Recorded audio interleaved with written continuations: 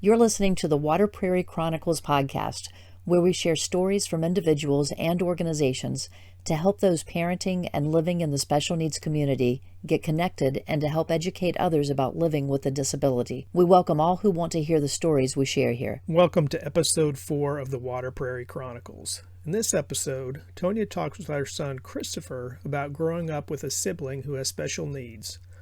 Christopher shares how his understanding of his sister's disability has changed since he was young. He also talks about their relationship today as young adults.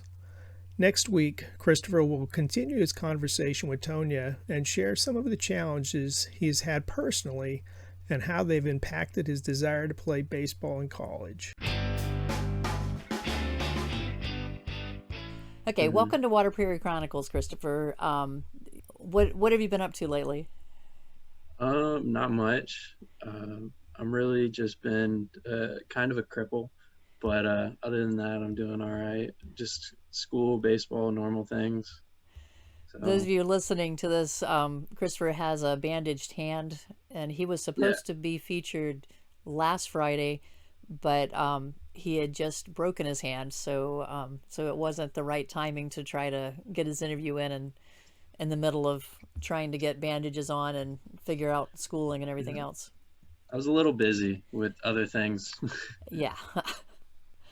So, I know you.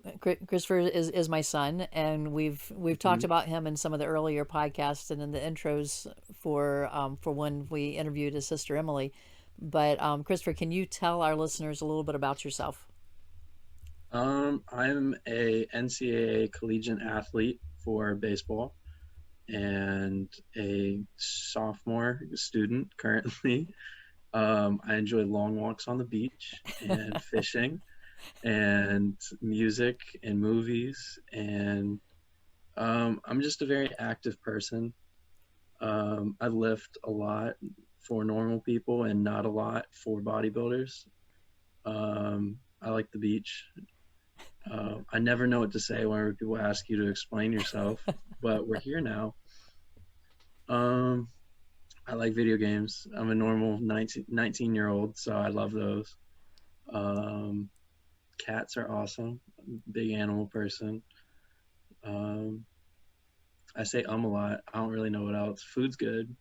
So You really, mentioned the cats. really, We have a kitten, everyone, and his name is Austin. I don't know if we've mentioned him before, but he's basically my child. the door to where the room I'm interviewing in is open, and he's already run in here twice. So if he all of a sudden pops up, you'll understand who he is. He is the orange one. The other cat that we have is sleeping near my feet right now, so you're not able to see her. I think he knew you were going to be on the call tonight because he's Must been in have. and out more than I mean, normal. he is my child. He is my child. Yes, he is. So if you hear any squeaking in the background, everyone, that'll just be Austin. So so I find it interesting that whenever I ask you to tell us about who you are, you didn't mention any of the reasons why I had you on, and I think that's good because it shows that you don't identify yourself primarily as a disability that you live with, but as you say, you're a normal 19-year-old, you're into video games, you're in school, you're in sports, Yeah. things like that. I mean, I get asked so many times, like, what do you like? What are you into? Things like that. And I still have no idea what to say ever.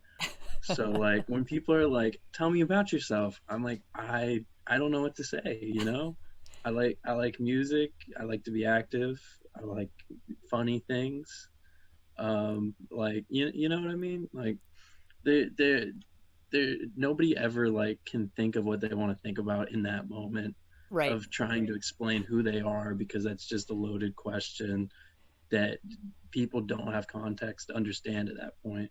But it's a starting point. And even for this, like I said, I mean, I know you, but our listeners don't know you yet. They're going to within the No. next hour. But Yeah, but they I'd hope so. actually, this will end up being 2 segments. By the time they finish listening to all the episodes, then they will know you well. Yeah. So I want to go back, and because the reason that I have you on the Water Prairie Chronicles is Oh, because was of I your supposed to story. explain why I'm on here? No. I'm explaining that Okay. part. So the reason that I invited Christopher on is because he has, well, first of all, we can go back to First of the all, I'm awesome. you are awesome. We can go back to the origins of the Water Prairie Chronicles. Do you remember why we called it Water Prairie? Where that came from? Yes. So, little backstory on that. I'm very good at taking phrases or like expressions and using words that are very similar but are not the right words.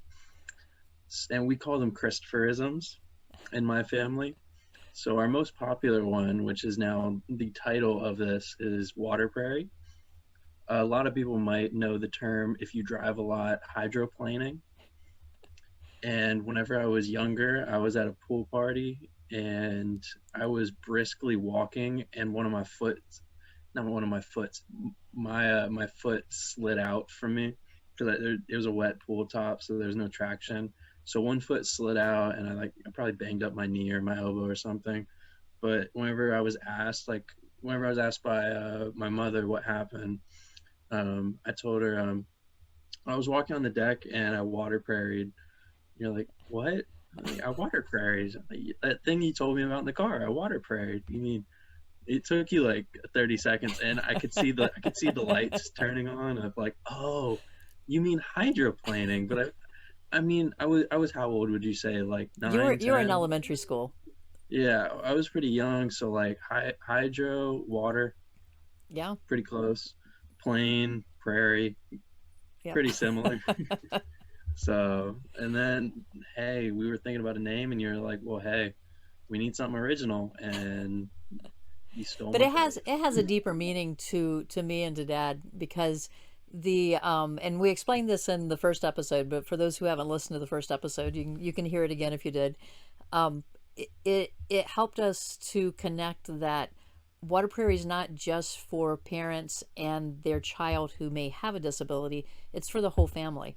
And one of the resources we want to provide is for a way for the siblings of those special needs kids to be able to connect and hear stories from other people that maybe like their sibling is. And so and that's a piece that I think is cool, that you were the one that came up with the phrase, but you also are a sibling of someone who has special needs. And so it fit Mm-hmm. in. There's like multi layers to the name to us personally, and we're hoping that because it's a different phrase, that people will remember it It too. stands out. Right, exactly. So, yeah. So speaking of being a sibling of someone with special needs, you weren't identified as having any type of needs until you were well into elementary school, Mm-hmm. but you always from day one have had a sister who had special needs. And Mm-hmm. can you remember back to those early years in elementary or even in kindergarten and preschool, what it was like having a sister that was visually impaired, but for you as a sibling, how it felt? I mean, for a long time, like until I actually understood that Emily couldn't see, and that was probably in elementary, first, second grade. Like, I just assumed that she saw everything the same way that I do. Like, because I mean, I was at was it Miss Donna was preschool? Yes, Was that preschool or kindergarten? she was preschool. Um, yeah, a little backstory. I was the example child in a school for the special needs, and I didn't know I was the example for these kids until like eighth grade. Um, and but looking back, like it was to me, it was just a room full of kids just like me. Like, just some of them scream more, and some of them acted younger, but like in reality, we were all very little kids, and we were all just normal. And like that's the way I only saw Emily until like I want to say I was either in probably first or second grade, and she started like doing braille, and somebody had a sit down moment and told me like, hey, her retinas could detach We at had to some do that. point. And Do you I know didn't. why I we was had that like, conversation with you? I don't know. We were leaving the house to go to the pool one summer, and you went Uh-huh. out first and let the door slam into her. And we had to Oh, sit you really? down because it was becoming dangerous that if she had gotten hit any harder, it could have detached her retinas. Oh, And This is so we a were great like, all right, example of me. I just thought she could see it probably. we were I don't hoping that we remember could let this. you get a little bit older before we had to have that serious talk with you, but but it was getting serious, so we needed to make sure that you Yeah. understood. So So it was just a typical kid thing. You were being a younger yeah, brother running out the door. But probably. But but yeah, then like as we got older, like you start to see the difference between like me and her just visually in general, like even probably through middle school when we were at the farmers market and she was selling cards and all, like I still probably just assumed that she could see. I assumed that she could at least see like 10 feet in front of her and see like details and stuff like that. It wasn't until like 2 3 years ago in high school that like I really came to grips with like she can't see very well at all unless it's like really up close. So all my life I've just assumed that she could at least see like some details from distances. mhm. So but as I got older and I started like wondering like what she could see and all that, really like in the most curious way is like I've always wondered like what is the world to her, because we all see the world differently, but like she sees it so much drastically differently than I do that like I would love to be able to see the world through her eyes and experiences that I've had through her eyes on like family vacations and like seeing like mountain valleys and stuff like that. Oh yeah. Like because I know she experiences it differently than I do, and I can't ever see how she experiences it, but I'm just actually curious of like how she sees the world. So, but growing up with her being the special one, as we'll put it, um, she she was just normal, and then in high school she found her little niche. She I always explained to her as like a superhero in my eyes, because like first of all, my sister's awesome. For the audience out there, she's awesome. You've seen her podcast. I haven't seen it, but she's awesome. First of all, what was it, third, fourth grade? She started her card business. No, not until sixth grade. Sixth grade. Yeah, But she was I 12. remember I remember she was sponsoring the 5K at Dillard Drive, Yep. and she had her name on the Cards for Kids on the banner. So if you need cards, order from Cards for Kids. So my sister does artwork, and she made her own little like cards, and she put her own art that she was doing by hand and Hmm. printing and screen printing and putting it on these. And there, some of them are really well done, some of them are more kiddish, but it to be able to be somebody who is always looked at as I say special, but some people say disabled because she can't see it all and all that, to be able to make an art business and for it to do pretty well, like that's awesome. Like that is awesome. And as she's gotten older, her personality and all has developed. But I remember as a young kid, she was very fragile, so I had to be that emotional support person, and like especially around other people, because as kids do, they make fun of people, so I always had to be that person to like be a lot of people say like my brother's keeper. It was more like I was my sister's keeper. Like I was always looking out for her and all, and protecting her little fragile eyeballs, but more or less her emotionally is where I always had to make sure that she was okay. And even now I'm always making sure that socially and emotionally she's doing all right.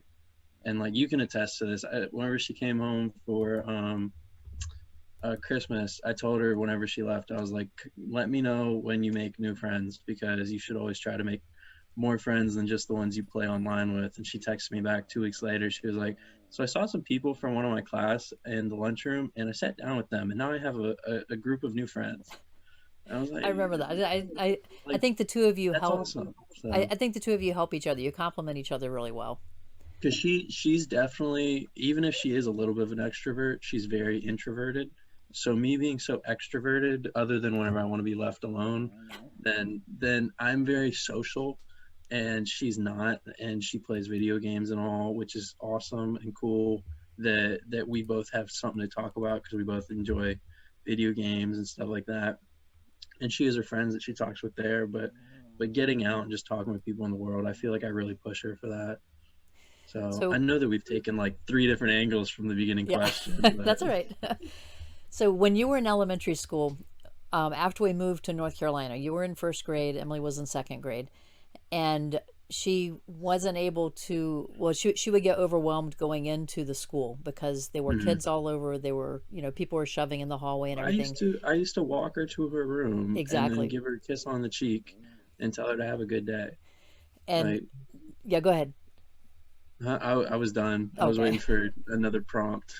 She there was a day that one of the teachers, and I think you were in third grade and she was in fourth grade at the time, and you had dropped her off that day, and I was in volunteering in the classroom later, and the teacher told me that she had to go into the other room and get control of herself because you had made her cry when she saw you give her a hug and a kiss before you went down to go into your classroom, because she said Mhm, just the love and compassion between the two of you really hit her hard to see how mhm. close you were. And I I see as you got older, the two of you complemented each other in that way, as far as being that Yeah. support for each other. So, and from what you've shared just now, your relationship now is even stronger, I think, than it was back then. And Mhm. as your mom, it makes me happy to know that my kids have a connection with each Yeah. other. I've jokingly told Emily like, and she'll tell you this is true that I we were joking around whenever she was at home last time, and I told her I said, you know that like some like brothers and sisters are very jealous of us, right? And she's like, I know. But Like, I mean, we're so different, but still similar to where it works. To where like some people that are siblings and all are either too similar, too different, to where they never find common ground to click. But we are just different enough with our personalities, but a lot alike in things that we enjoy doing yeah, or can agree on, and just see the world differently. That we find common ground and we can lean on each other. Like Emily will she'll text me randomly. I'm not very good at texting people because I'm just so day to day. I'm busy with practice and everything, and I'm always on the go. And like I don't always have time to sit down and think about how I want to word things for like talking to people. So I'm not very good about texting people. But if you text me, I always respond. And she texted me. It was yesterday. Yeah, she was showing me some joke about something in her group chat, and then eventually later down she texted me, she was like, by the way, I told the group that like that my brother could beat all of them up. And I texted her back. I texted her back and I was like, I have one hand, I could have no hands and I'd still beat them all up. And so we don't talk all the time, but if she ever needs anything, she will always reach out to me. And if I know something's going on with her, I always reach out to her. Like she remember when she was really upset with earlier this year, and I knew that the best thing I could do was call her while I was home with you, mm-hmm. because I knew that would mean everything to her. So I called her, and you talked to her on my phone for like an hour. Yep, I remember. I talked to her with you for like 20 minutes and 10 minutes on my own. but but just I can, she's my sister. I can kind of sense when she needs something, and I know Yep. she's not going to ask for it because she's just like me, where she's hard-headed. So we kind of feed off each other, and we know when something's up, and we know when they need something. And half the time, now that we're older, we know what they need and how to attack, or how to approach, not attack.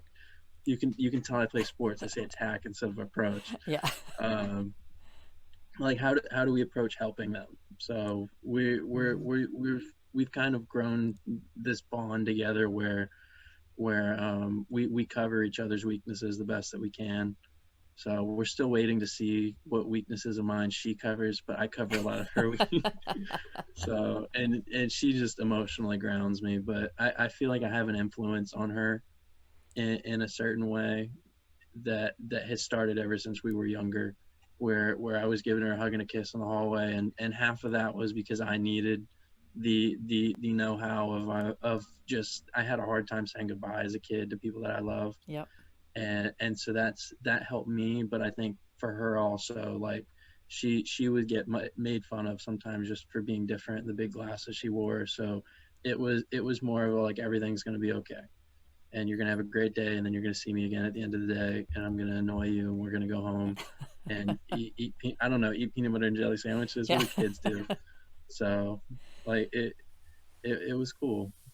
Well, I think you did hit on part of how she's helped you too, because Mm-hmm. you've always been good about saying that we are the product of what our experiences are.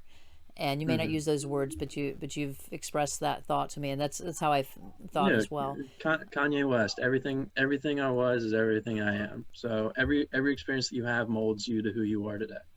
And So. you are who you are today because you grew up with Emily as your sister, and Mm-hmm. she's who she is because she had you as her brother.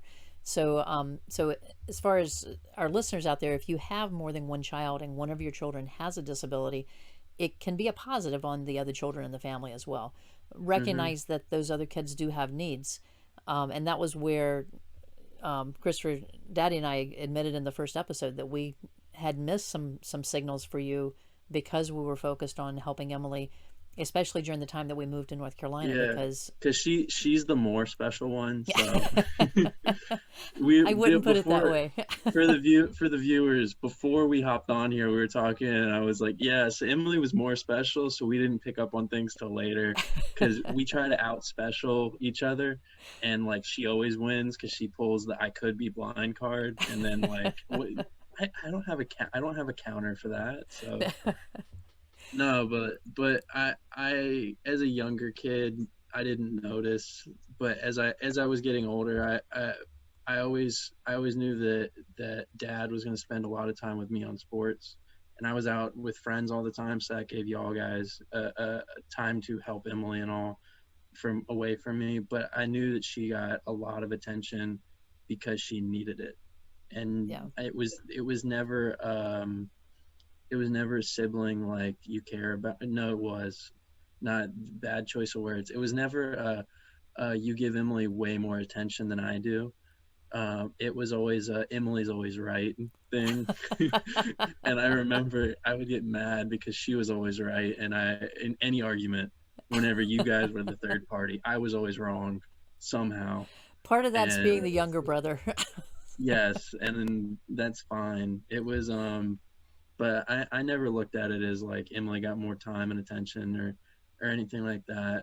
For listeners, parents, like, obviously spread out time between your kids, but, like, if your kids understand that if you have one special needs kid and one that's not, or one and two, or one and five, or whatever, and one's green and the other ones aren't, but, like, as long as they know that they're being helped, and it's not attention based, like, that really takes the ego out of it, because I never had the ego of, like, they pay way more attention to Emily. I was always playing with toys, and I was off on my own, and, like, I was trying to entertain myself like a little kid does. But, like, as soon as I understood that Emily needed the help, and I looked at how can I help.